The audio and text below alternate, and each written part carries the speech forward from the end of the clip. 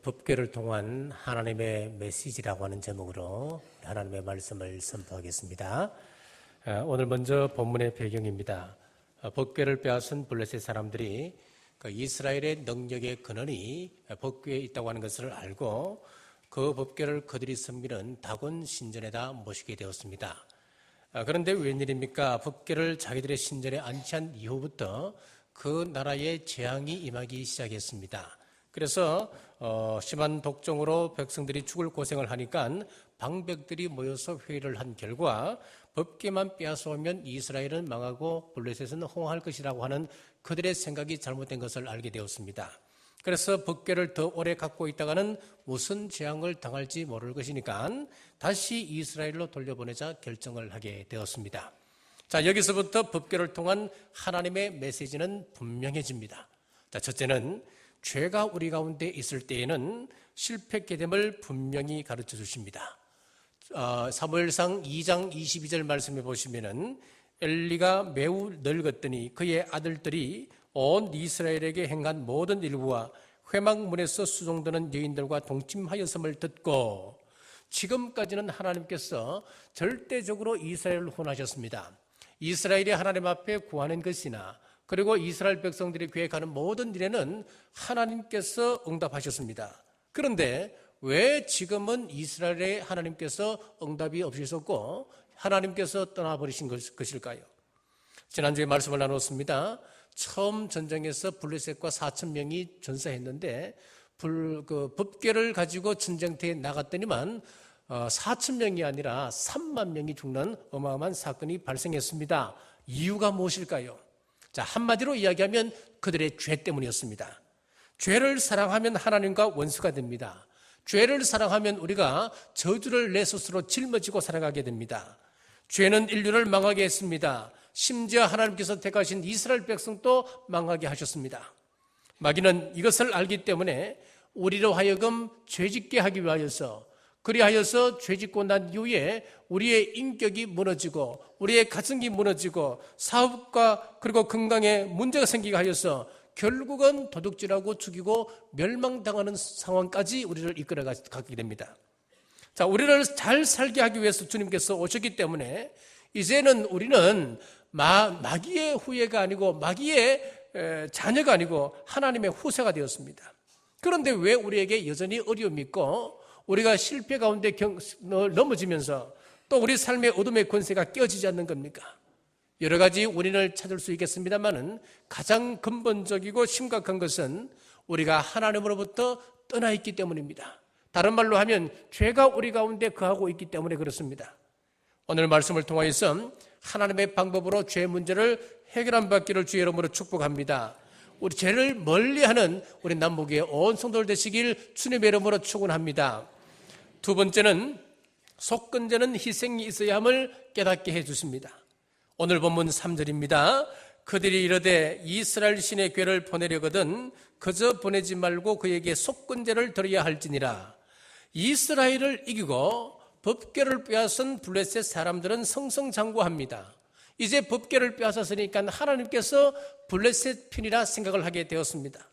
그런데 법궤가 블레셋 땅에 들어오면서부터 심상치 않은 일들이 벌어지기 시작하게 되었고 법궤를 더 이상 붙잡아 둘 수가 없었습니다. 그래서 돌려보내기로 결정합니다.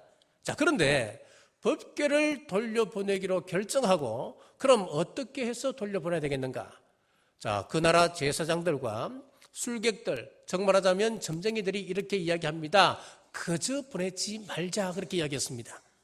자, 그러면은 법궤를 보내면 벌 받을 것일 뻔하니까 그저 보내지 말고 하나님께 속건제를 드려서 보내자, 그렇게 이야기하는 거예요. 속건제가 뭡니까? 속건제라고 하는 것은 죄에 대한 회개하는 마음으로 하나님께 속죄하고 또 피해를 준 사람에게 보상을 해주는 제사 행위입니다. 블레셋 사람들, 즉 불신자들이 하나님에 대해서 얼마나 연구하고 있었다 하는 것을 우리는 여기서 알 수가 있습니다. 그들도 법궤가 축복의 원천임을 알았습니다. 그래서 하는 이야기가 그저 보내지 말자는 겁니다. 이 말은 맨입으로 회개하지 말자 하는 것과 똑같습니다. 우리는 희생 없는 제사에 너무 익숙해져 있습니다. 대가를 지불하거나 희생 없이 입술로만 회개합니다. 그러나 하나님은 그것을 원치 않습니다. 속건제를 드리라 그럽니다. 자, 속건제라고 하는 것은 우리가 성물을 범했거나 아니면 이웃에게 손해를 입혔을 때에 그 원물에다가 5분의 1을 더해서 돌려보내는 것이 속건제입니다. 그러니까 이 블레셋 사람들의 입장이라고 하는 것이 진짜 분명해집니다.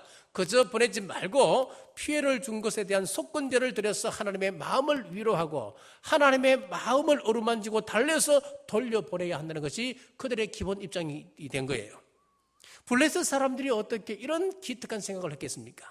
어떻게 이런 생각을 다 했겠습니까? 참 귀한 마음 아닙니까? 여러분, 입으로만 회개하는 것은 안 됩니다.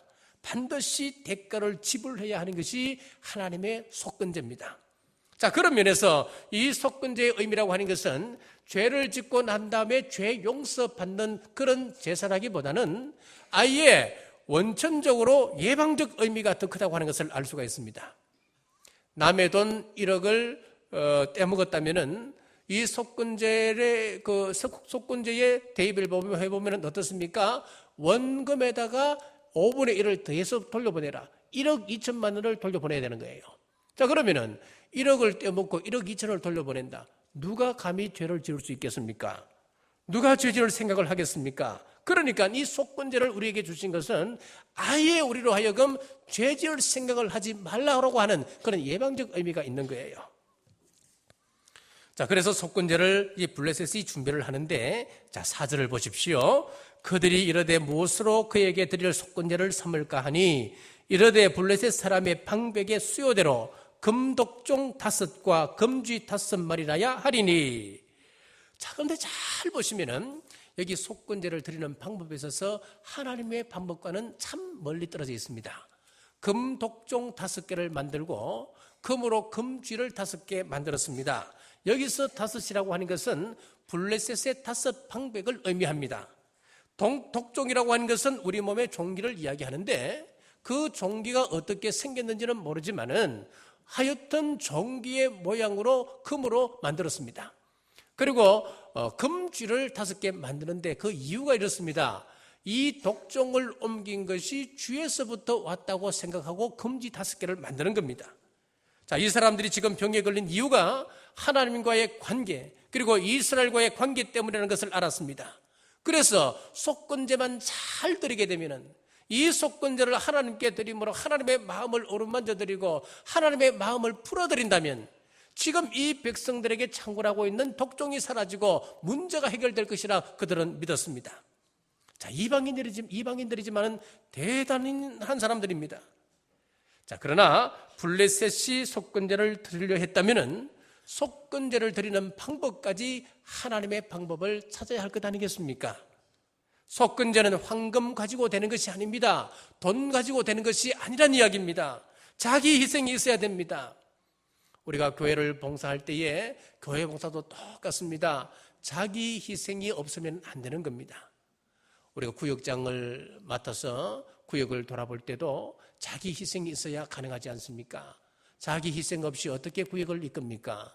자기 희생 없이 어떻게 구역을 돌아보고 구역 예배를 드리면서 시간을 희생할 수 있습니까? 모든 게 자기 희생입니다. 우리 교회 사역을 돌아보면 모든 것이 자기 희생입니다. 방송실도 찬양대도 또 그리고 주차 관리도 또 차량 운전도 전부 다 자기 희생입니다. 마찬가지로 여기 회계도 마찬가지입니다. 무슨 일을 할 때나 희생 없이는 안 되는 거예요. 그래서 오늘 우리가 속건제의 의미를 잘 깨달으시고 자기 희생을 각오하는 우리 남북의 온 성도들 되시길 주님의 이름으로 축복합니다. 세 번째는 예배라고 하는 것은 하나님 정한 방법대로 함을 가르쳐주고 있습니다. 본문 7절 보십시오. 그러므로 새 수레를 하나 만들고 멍에를 메어보지 아니한 전나는 소 2마리를 끌어다가 소의 수레를 메우고 그 송아지들은 떼어 집으로 돌려보내고.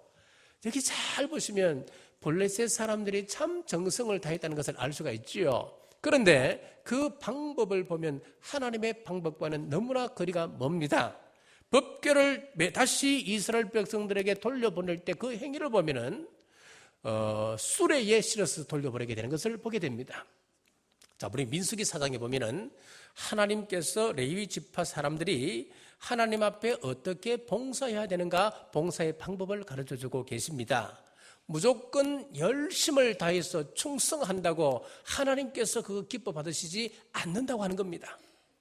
자, 레위에게는 게르손과 고핫과 므라리라고 하는 세 아들이 있었습니다.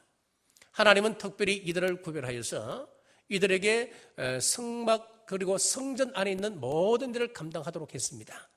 먼저 게르솜에게는 성막 주위에 있는 막들 그리고 휘장들을 이동할 때에 이 게르손 자손들이 이 일을 감당하도록 했습니다. 그리고 므라리 자손들에게는 성막을 만들 때 보면은 기둥들도 많이 세워집니다. 그리고 널빤지도 많이 사용되어집니다. 이런 기둥과 이런 널빤지들을 이동할 때는 반드시 므라리 자손들이 그것을 감당하도록 했습니다. 그리고 이들이 이런 것을 옮길 때는 수레를 이용하도록 하나님께서 허락해 주셨습니다. 자, 그런데 고핫 자손에게만큼은 하나님께서 철저하게 어떻게 구별하시느냐 하면은 고핫 자손들은 성막 안에 있는 성구들을 특별하게 취급하도록 구별했습니다. 성구가 뭡니까? 우리가 성막 안에 들어가면 제일 먼저 번제단이 나오지요. 거기서 짐승을 잡아서 이 짐승을 거기서 온전히 하나님 앞에 태워드리는 번제단이 있습니다. 그리고 성막 안에 들어가려고 하면은 그 성막 앞에 물두멍이 있는데 물두멍에서 손을 깨끗이 씻고 들어갈 수 있습니다. 물두멍이 있습니다. 성막 안에 들어가면은 좌우에 떡상이 있고 등대가 있습니다. 그리고 그 정면에 보면은 금향탄이 있습니다. 그리고 이제 지성소에 들어가면 법궤가 있습니다. 이런 여러 가지 성구들을 다룰 수 있도록 이 고핫 자손들을 특별히 구별을 하는데 이들에게도 하나님께서 금지한 것이 무엇이냐 하면은 이런 성구들을 보거나 직접 만지게 되면은 그 사람은 죽게 됩니다. 그래서 어떻게 하느냐 하면은 제사장이 먼저 들어가서 그런 성구들을 전부 다 보자기로 삽니다. 보자기로 사서 보이지 않도록 하면 그 다음 고핫 자손들이 들어가서 그 성구를 옮기게 되는데 옮기게 될 때도 수레를 사용하면 안 되게끔 했습니다. 반드시 그 어깨에 메고 이 성구를 옮기도록 하나님께서 명령하셨고 하나님께서 법으로 제정해 주셨습니다. 자, 우리가 하나님을 섬기는 데 있어서 원칙이 있습니다. 우리가 교회 일을 할 때도 질서가 중요합니다. 내 마음에 아무리 이것이 세상 방법으로 좋고 또 그것이 옳은 방법이라 할지라도 독단적으로 해서는 안 되는 거예요. 교회 안에는 질서가 있고 정해진 룰이 있습니다. 이 질서를 따를 때 그 교회는 평안해질 수가 있고 우리 가정에 하나님의 축복이 끊어지지 않는 겁니다. 그런데 여기 블레셋 사람들은 법궤를 어깨로 맨다고 하는 이 가장 기본적인 이 원칙을 어기고 자기들 나름대로는 새 수레를 만들어 수레에다가 이 법궤를 모시게 되었습니다. 자, 다윗 때에 예루살렘 성으로 법궤를 한번 옮기려고 했던 사건이 있었지 않습니까? 자기가 궁전을 완성을 시켜놓고 하나님 벽에 너무너무 죄스러운 거예요. 하나님께서 나를 왕으로 기름 부어주셔서 왕으로 삼아주셨는데 나는 이렇게 화려하고 깨끗하고 좋은 왕궁에 살지만 하나님의 법궤는 저렇게 천한 곳에 있다니. 그러면서 하나님의 왕궁에 이 법궤를 모셔오는 그런 사건이 있었습니다.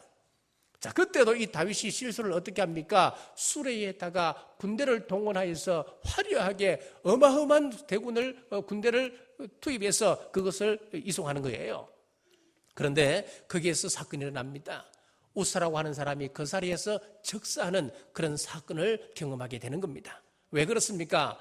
하나님께서 정한 방법을 무시했기 때문에 일어난 사건이었습니다. 하나님은 당신 스스로를 거룩한 하나님이라 그렇게 말씀하셨습니다. 여기서 거룩이라고 하는 것은 구별되다라고 하는 그런 뜻을 가지고 있습니다. 우리가 하나님을 섬길 때 구별시켜야 됩니다. 내 뜻이 아닌 하나님의 뜻대로 모셔야 됩니다. 이 말을 요즘 말로 바꿔드리면은 하나님을 최고 어른으로 예우해 드리라 그 말씀이에요. 하나님이 내게 찾아오신 것은 나를 하나님께로 이끌게 한 목적입니다. 하나님 중심으로 살기 위하도록 함이었습니다. 그렇기 때문에 우리가 봉사하는 것, 우리가 하나님께 한 걸음 한 걸음 가까이 나아가는 것, 이것은 내 중심으로 하는 것이 아니고 하나님 중심으로 해야 하는 것입니다. 그래서 그 원칙을 우리에게 성경은 곳곳에서 분명하게 가르쳐주고 있습니다.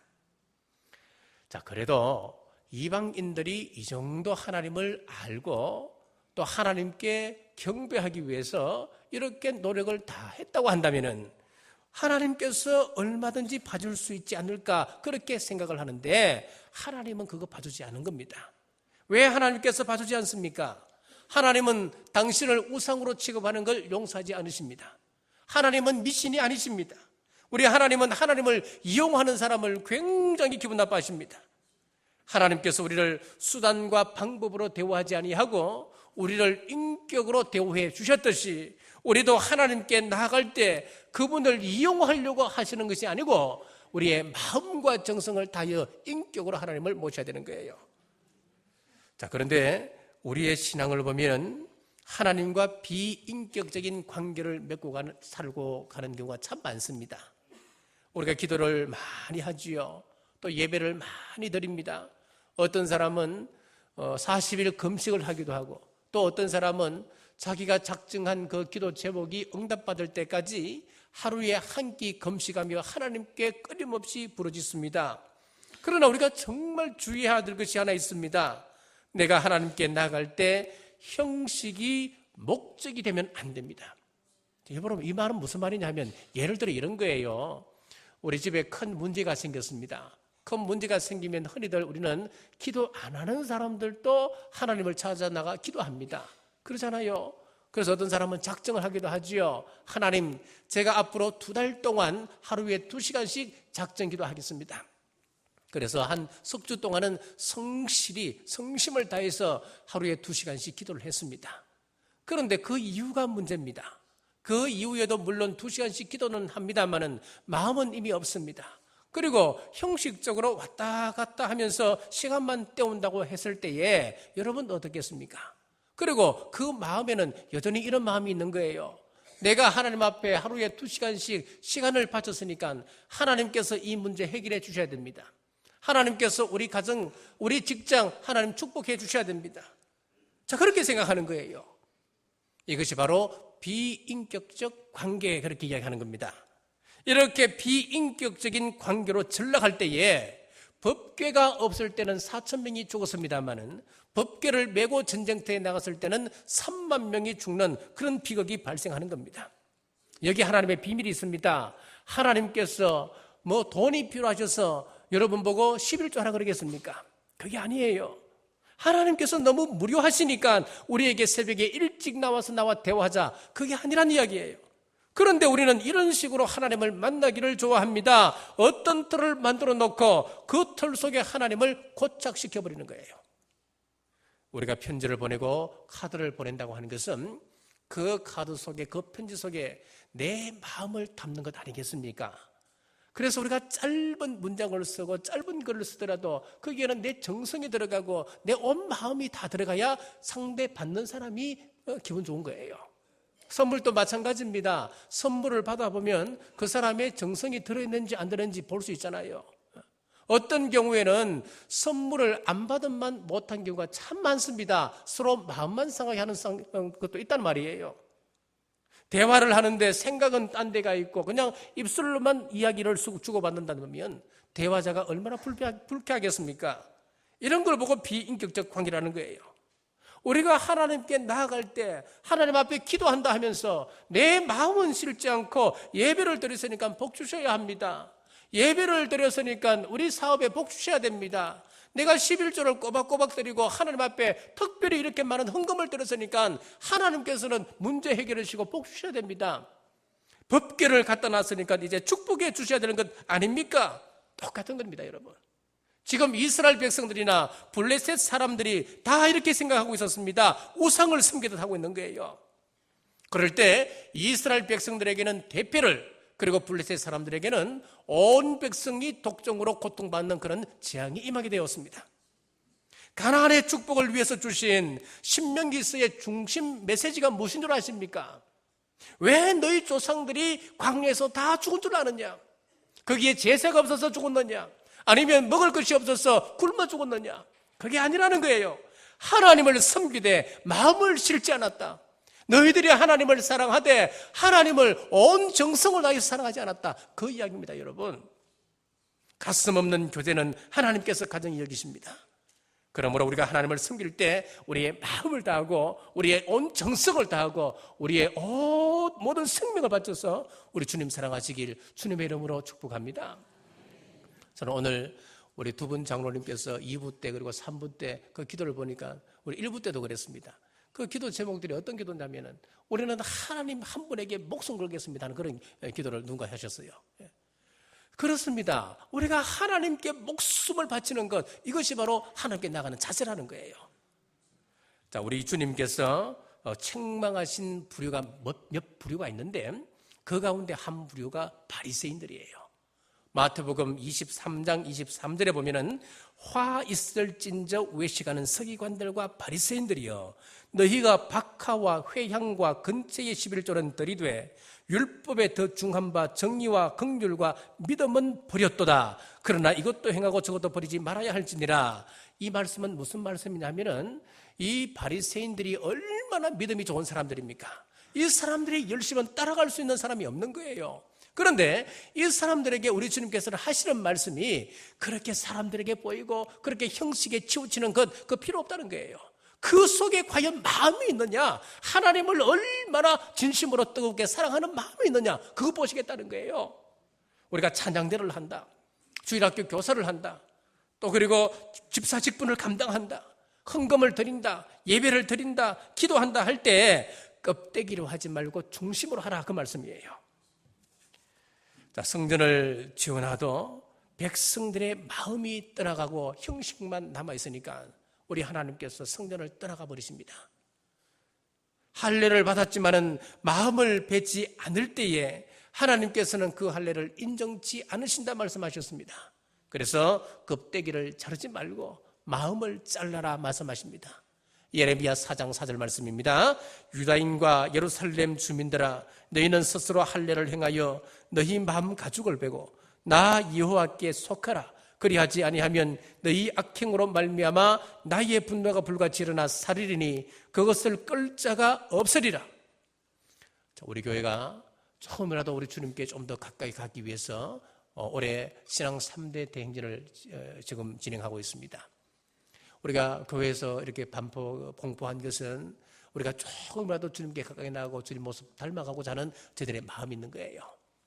그런데 우리가 가정예배를 우리가 매일 드리고 있는데 가정예배를 매일 드리다 보면 자칫 잘못하면 이것이 형식화되어져 버리기 쉽습니다. 마음은 없이 껍데기로만 앉아있을 경우가 종종 생길 수 있다는 이야기입니다. 그러나 하나님은 그런 비인격적인 예배를 받으시지 않습니다. 우리가 짧은 시간 가정예배를 드리더라도 내 마음을 다하는 예배, 온 정성을 다하는 그런 예배 드리시길 주님의 이름으로 축복합니다. 자, 깨닫지 못하는 유다인과 이방인들에게 하나님께서 친히 가르치십니다. 벳세메스로 가는 두 마리 소 뒤에서 새끼 소가 어미 소를 찾아서 울부짖고 있습니다. 그 소리를 들으면서도 어미 소가 묵묵히 법궤를 끌고 갑니다. 그리고 결국에 가서는 그 소가 번제의 제물로 스스로를 또 희생시킵니다. 14절 말씀입니다. 수레가 벳세메스 사람 여호수아 밭 큰 돌 있는 곳에 이르러 선지라. 무리가 수레에 나무를 패고 그 암소를 번제물로 여호와께 드리고. 자, 여기서 이 모든 행위는 누가 하셨습니까? 우리 하나님께서 지금 계획하시고 하나님께서 하신 일입니다. 자, 하나님께서 벳세메스로 가는 두 마리 소 사건을 통해서 우리에게 전하시고자 하는 메시지가 분명히 있기 때문입니다. 내가 원하는 헌신이라고 하는 것은 이것이다. 우리가 헌신한다라고 할 때에 하나님께 온전히 내 마음을 다하여 바치는 것이라고 하는 것을 암소의 희생을 통해서 우리에게 말씀하시고 싶은 겁니다. 자, 벳세메스에서 또 큰 사건이 일어납니다. 법궤가 벳세메스로 옮겨졌을 때에 이스라엘 사람들이 얼마나 기뻤겠습니까? 그래서 대제사장이 1년에 한 번밖에 볼 수 없는 그 법궤를 백성들이 너무너무 기쁜 나머지 그냥 흥분해서 뛰어가서 그 법궤를 보고 말았습니다. 그랬더니 5만 70명이 그 자리에서 죽었다. 그 성경은 그렇게 기록되어 있습니다. 자, 19절 보십시오. 벳세메스 사람들이 여호와의 궤를 들여다본 까닭에 그들을 치사 5만 70명을 죽이신지라. 여호와께서 백성을 쳐서 크게 살육하셨으므로 백성이 슬피 울었더라. 여러분, 하나님의 기준이라고 하는 것은 어떤 급박한 상황 속에서도 바뀌지 않습니다. 백성들이 빼앗겼던 법궤가 돌아올 때에 기뻐하고 즐거워하고 또 흥분해서 뛰어다니는 거, 그거 왜 못하겠습니까? 너나 나나 할 것 없이 하나님, 우리 하나님 돌아오셨구나, 거기 가서 왜 그거 보고 싶은 사람이 없겠습니까? 그래서 사람들이 뛰어가서 그것을 바라봤을 때에 그냥 사람들이 다 죽어가는 거예요. 그 하나님께서 백성들의 그 기쁜 마음을 그거 이해 좀 못해 주십니까? 우리 하나님께서 그렇게 옹졸하신 분이십니까? 그런데 그게 아닙니다. 여기서도 또 원리예요. 이것은 법칙이에요. 문제가 생겼을 때 한나는 어떻게 합니까? 한나는 전심으로 자기의 온 마음을 가지고 하나님께 나가 눈물로 기도했습니다. 그럴 때 하나님께서 그 마음을 받으셨어요. 그 마음을 받으시고 우리 하나님께서 한나에게, 야, 네가 나에게 소원이 있는 것처럼 나도 너에게 소원이 있다 말씀하시는 거예요. 하나님 말씀하세요. 소원이 무엇입니까? 나는 나시리를 원한다. 내 뜻을 온전히 전하는 하나님의 종을 원한다. 내가 그렇게 하겠습니다. 그 아이가 태어나면 머리에 삭도를 대지 않겠습니다. 독주를 마시지 않도록 하겠습니다. 내가 나시린으로 구별해서 하나님께 바치겠습니다. 이렇게 되는 거예요. 홈리와 비나하스를 보십시오. 그런 문제가 생겼을 때 어떻게 했습니까? 미신적인 신앙을 가지고 법궤를 가지고 전쟁터에 나가서다가 결국은 그가 죽고 법궤마저 뺏겨버리고 말았습니다. 지금 또 오늘 본문에 나와 있는 블레셋 사람들은 자기들에게 문제가 생겼을 때에 자기들 상식 수준에서 속건제를 드렸습니다. 이것은 자기들 상식이에요. 그랬더니만 5만 70명이 죽는 그런 비극을 보게 되었습니다. 이 세 종류 사람의 차이가 무엇입니까? 하나님의 마음을 아느냐, 아니면 내 마음대로 하느냐, 내 상식으로 하느냐, 이 차이예요. 세상을 살면서 우리 모두가 다 문제에 직면합니다. 사업이 어렵습니다. 가정사를 돌아보면 부부관계에 문제가 있고 자녀들 사이에 문제가 있습니다. 문제 없는 가정이 누가 있습니까? 경제적으로 어려움을 당한 가정도 있습니다. 영적인 어려움 당하는 가정도 있습니다. 각양각색입니다. 그때 내 상식으로 또 미신적으로 법궤를 갖다 놓는다고 40일 작정 기도한다고 감사헌금 많이 한다고 축복이 오는 것이 아니라고 우리 주님께서는 분명히 말씀합니다. 우리 주님께서 원하시는 것은 구별이었습니다. 우리 하나님의 의도를 알고 하나님의 그 원리를 따라서 죄를 해결하고 자기 희생을 감수하고 하나님의 방법을 따라 순종할 때에 문제 해결의 은혜가 여러분과 여러분 가정에 임하시기를 주의 이름으로 축복합니다. 기도하겠습니다. 하나님 아버지, 오늘 법궤를 통하여 말씀하심을 감사합니다. 법궤는 우리 가운데 죄가 있으면 축복의 문을 닫으심을 깨닫게 해 주셨습니다. 하나님은 죄를 미워하시기를 독생자 예수님을 내어주시기까지 죄를 미워하셨습니다. 하나님은 우리를 거룩하게 구별하게 원하시기 때문에 우리가 죄를 멀리하고 세상과 구별된 삶을 살게 하여 주옵소서. 신앙에는 희생이 희사함을 가르쳐 주셨습니다. 온 몸과 마음을 다하여 충성 봉사하며 서로 사랑하며 살게 하여 주옵소서. 예배는 하나님의 방법으로 해야 함을 또한 가르쳐 주셨습니다. 아무리 내 편에서 좋은 의도라 하더라도 하나님이 싫어하시면 하나님의 방법을 찾아 예배하는 우리 남북의 온 성도들 다 될 수 있도록 인도하여 주옵소서. 예수님 이름으로 간절히 기도드리옵나이다.